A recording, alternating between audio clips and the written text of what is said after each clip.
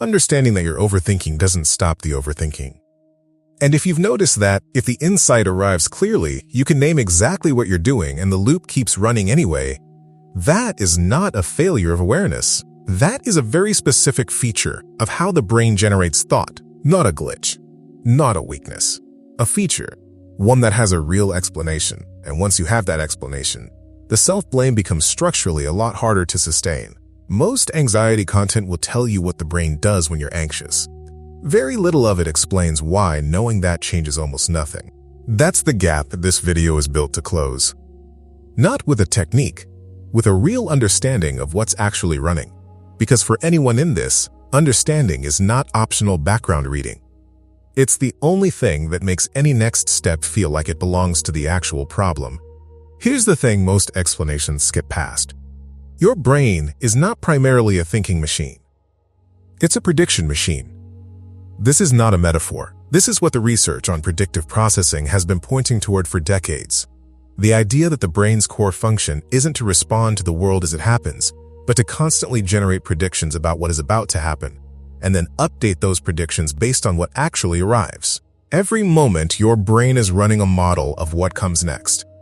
What this person means, what that outcome will be, what the situation is about to require. It's doing this continuously, automatically, and this is the important part, mostly below the level of conscious awareness. So when you notice yourself thinking, you are not watching your brain begin to work. You are watching the surface output of a process that was already running. The loop that won't stop, that's not your brain malfunctioning. That's your brain's prediction engine doing exactly what prediction engines do. Generating models, running them forward, checking them against incoming information, finding that the check doesn't resolve, and running them again. Anyone who's been in this knows the specific quality of that. The meeting you were physically in while being completely somewhere else. The conversation you were holding while simultaneously holding a parallel conversation in your head. The one where you were already managing the outcome, already preparing for the version where it went wrong. That's not distraction. That's a prediction engine that believes the unresolved scenario requires more processing and won't release until it finds a resolution it trusts. Let's go one level deeper, because this is where it gets interesting. The prediction machine doesn't just model neutral futures. It is specifically weighted toward threats. This is not a design flaw. It was, for a very long time, the design. A brain that predicted danger accurately, even at the cost of false positives, survived more reliably than one that didn't. The ones that overpredicted threat are the ones who are still here, which means the engine running underneath your overthinking is not neutral. It is biased, structurally, toward the version of the future that requires your attention. Not because you are a pessimist, not because you catastrophize by habit, because you are running the brain you were given, doing the thing brains were built to do. That's not a character flaw. That's a nervous system pattern. So here's the question the self-aware overthinker always arrives at eventually. If I can see the loop running, if I can name it, label it, describe it precisely, why can't I stop it? This is the question that most anxiety content quietly avoids. Because the honest answer is uncomfortable.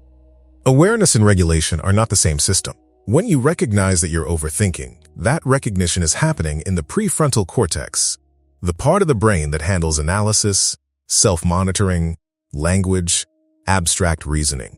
It's the part that lets you read this content and understand it. But the loop itself, the prediction engine, the threat scanning, the scenario generating that's running in circuitry that is older, faster, and functionally independent of the prefrontal cortex. The research on this is consistent. Conscious awareness arrives after the fact. By the time you notice the thought, the nervous system has already processed the signal, already assigned a threat level, already begun the cascade. Trying to use awareness to stop the loop is like arriving at the switch after the current is already running. Technically, you're at the right location. You're just downstream of where the decision was made. This is why the CBT worksheet didn't reach it. Not because the worksheet was wrong. It wasn't, but because identifying a cognitive distortion is a prefrontal cortex function, and the loop that generated the distortion was already gone by the time the worksheet arrived. The tool isn't wrong, it's just not reaching the right level. And this matters, because if you've spent years trying to think your way out of this and it keeps working briefly and then stopping, that is not evidence that you are someone who cannot change this. It is evidence that you have been applying a cognitive tool to a nervous system process. Those are different categories of problem, and they require different categories of solution. Anyone who's been in this knows the specific frustration of understanding something perfectly and feeling it make no difference. That frustration is real, and it has a mechanism. Let's name it precisely. Here is the thing about the loop that almost never gets said out loud. It isn't random. The overthinking loop, the replay, the worst-case scenario construction, the conversation you've had 17 times in your head is not your brain misfiring. It is your brain's prediction engine running a search. The brain identified something unresolved, a threat that wasn't confirmed or disconfirmed, an outcome that didn't close cleanly, an interaction where the data was ambiguous, where you couldn't fully read what the other person meant, or whether the decision you made was safe, or whether the thing you said landed the way you intended. And the prediction engine does what prediction engines do with unresolved inputs. It keeps processing, not because it's broken, because it hasn't found the signal it's looking for. The loop is a search function, and it won't close until it finds what it's searching for. The problem, and this is the part that makes high-functioning anxiety so specifically exhausting, is that what it's searching for doesn't exist in thought. The prediction engine is looking for certainty, for confirmation that the threat was real or wasn't, for evidence that the outcome is safe, for a resolution that closes the scenario. And thought cannot give it that. Thought can generate more scenarios, more analysis, more contingencies. But every new scenario is another unresolved prediction, which opens another search, which generates more thought. This is why the loop escalates at night. During the day, the nervous system has incoming data, real interactions, real sensory information, real-time feedback that partially satisfies the prediction engine's need for resolution. The moment you lie down, the incoming data stops, and the unresolved predictions, which were running quietly beneath the day's activity, are suddenly the loudest thing in the room. That's not a character flaw. That's a nervous system doing the only thing it knows how to do with unresolved inputs when the external world stops providing interference. The 3 a.m. version of this isn't worse anxiety. It's the same anxiety, running in a room with less noise. And once you understand that, once you see the loop as a search function rather than a malfunction, something shifts. Not immediately, but in the way that real understanding shifts things. You stop fighting the search. You start asking a different question. Not, why won't this stop? But, what is this search actually trying to resolve? That's different work. And it starts from a completely different place. If this is the level of explanation you've been looking for, mechanism first, not tips first, there's a resource in the description that goes further. It's called the High Functioning Anxiety Field Guide.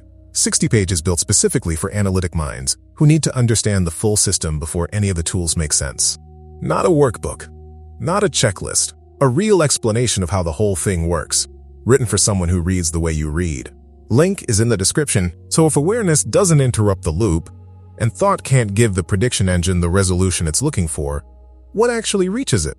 The short answer is signal. Not a different thought, not a better analysis, not a reframe applied at the cortical level. A signal to the nervous system, below the loop, that the threat the prediction engine is searching around doesn't require emergency processing. This is why body-based practices, the ones that probably felt too simple when you first encountered them, are not what they appear to be on the surface. They are not about relaxation.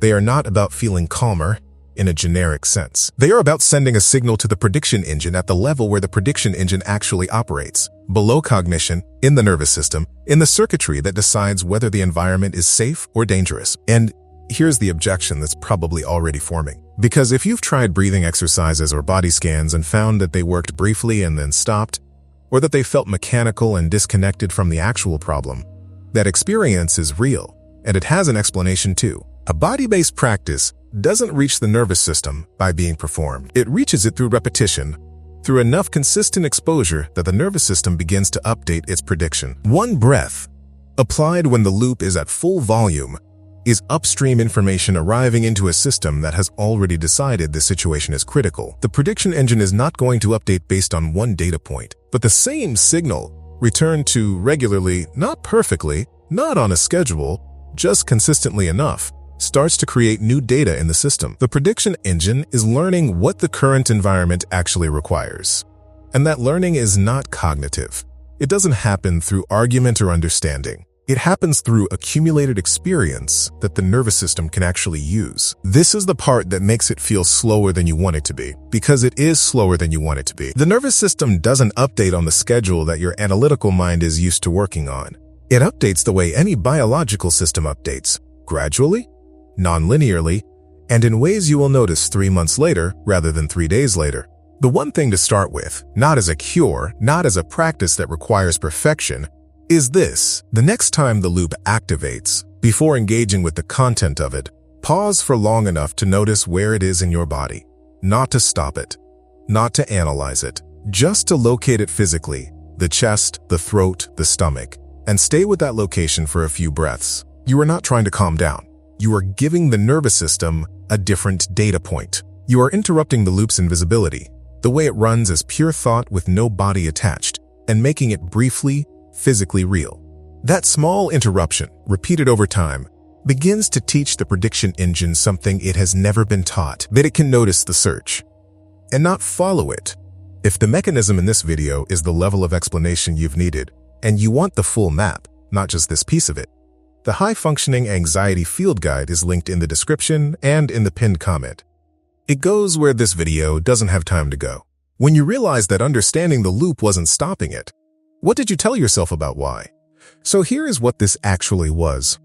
The loop is not a sign of a mind that can't be trusted. It is a prediction engine doing its job, scanning for unresolved threats, running searches on ambiguous data, refusing to close until it finds a resolution that the nature of thought cannot provide. The reason knowing your overthinking doesn't stop it is not a personal failure. It is a structural feature of where in the brain awareness lives, and where in the brain the loop is running. They are not the same place. They are not even on speaking terms in the way you'd want them to be. And the reason nothing cognitive has fully reached it, not the reframes, not the worksheets, not the identification of irrational thinking, is not that those tools are useless. It's that they are applying leverage at the cortical level to something that is running below it. The tool isn't wrong, it just hasn't been reaching the right level. What reaches the right level is signal. Slow, consistent, imperfect signal sent to the nervous system through the body, not through the mind. Not because body-based practices are magical, because they are operating in the same territory as the loop. You're not trying to argue your way out of this. You're trying to teach the prediction engine that the circumstances it learned to fear are no longer the circumstances you're actually in. That is slower work than the analytical mind wants. It is less satisfying than a breakthrough that happens in a single session. It will look like nothing is changing, and then it will look like something changed a while ago and you hadn't noticed. That's not a lowered bar, that's what the actual path looks like. The loop isn't evidence that your mind is your enemy. It's evidence that your mind is trying, with the tools it has, in the only way it knows, to keep you safe. The work now is not to fight that. The work is to give it better information. And you already know more about your nervous system than most people will ever bother to learn. That knowledge is not nothing. It's where this begins.